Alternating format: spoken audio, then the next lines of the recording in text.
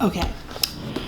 The next book I'm really excited about coming out in January is a graphic novel treatment of Parable of the Sower, Octavia Butler. I actually interviewed Octavia Butler in 2004. She was just an incredible woman and author, and I know that her books and her messages resonate still with us in these times, despite, her having passed on. So I'm really excited about some of the artwork here. These are sketches, so I'm sure the final product will be beautiful, and it will also remind me of the other, I guess there was also a kindred graphic novel adaptation, so this will remind me of this group of books. I think it's the Earthseed series. So yeah, anyway, I'm excited to see the finished product, but also excited to be reminded of this book. And Octavia Butler, I think, is always good medicine for us. Gosh, it's been 14 years since she passed away in 2006. Unbelievable. But anyway, I'm trying to see when exactly it comes out, but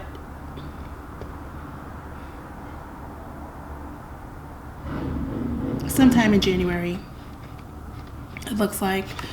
Okay, and then I'm also looking forward to this book franchise, The Golden Arches in Black America. So this is all about Marcia. Chatelain is a professor of history and African American studies at Georgetown University. And so she kind of talks about a kind of a troubling success story of McDonald's and I guess fast food as kind of a wealth generator in Black America, and kind of a corner store of Black wealth. And so I haven't read Southside Girls, although it sounds amazing. And I don't know if this actually, I don't know when this comes out in January, but it is scheduled to come out in January 2020. And Liverite, which is a division of W.W. Norton, is going to be the publisher. So look out for that if you're a history buff. And last but not least, Zora Neale Hurston, the God, hitting a straight lick with a crooked stick. And it has a foreword by Tayari Jones, who is incredible. If you've not read Tayari's An American Marriage, then you should 100% do that, because you're missing out if you haven't. And like all of her other work, it's a really wonderful revelation of Black intimacy and like Southern sweetness, Southern sweetness, and the way that Black people fit into American life and culture. I'm really excited about this book. One, I love the cover, but also I'm really excited to read Zora's relationship to short story as a form. I don't think I've ever read any of her short stories, and this is the first time her short stories are coming to light.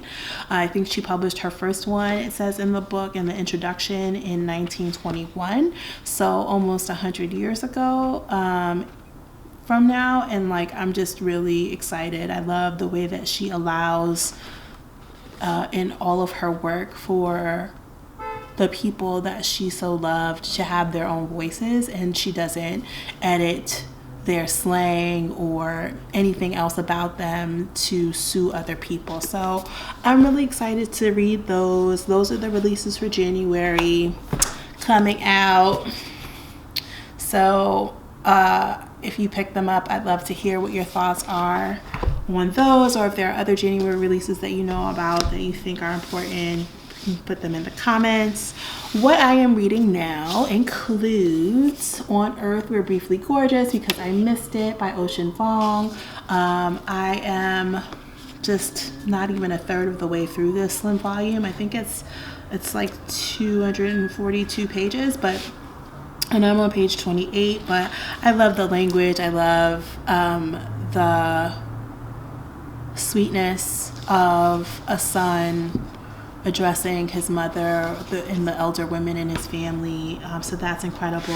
I'm very much looking forward to Frankly in Love by David Yoon, who is the husband, of course, of Nicola Yoon, whose books, everything included, I really loved. And so I'm really, really looking forward to this. And yeah, I guess this includes an interview with David and Nicola and a bonus chapter, so I'm psyched for that. That's a really cool deal. I love the book. Like, I'm a stickler for like really beautiful touches like this, so I'm into it. I'm ready. I've also kind of started, but we'll need to restart Dominicana by Angie Cruz. I received this last summer, I think, and I just got distracted and sidetracked, but it came out in 2019, and I'm very much looking forward to beginning it again, and it will be one of my early reads for January. So, Homie, also known as my nig, by the queer pause writer and performer from St. Paul, Minnesota, Danez Smith, who uses they, them pronouns and is incredible. I had the opportunity to spend time with them in community at the Lambda Emerging Writing Fellowship experience I had in, I guess that was August of last year.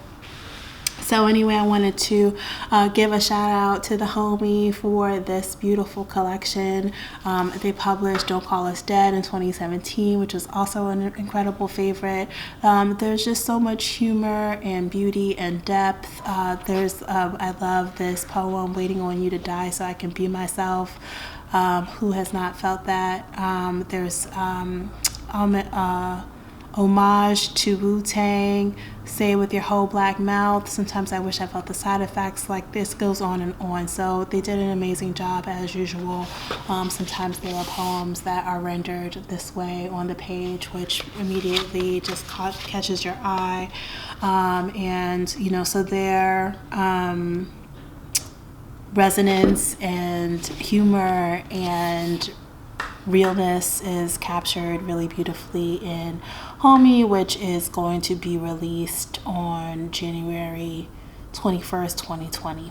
So I hope you'll pick that up along with these others. And yeah, enjoy the start to a whole new reading year, reading experience.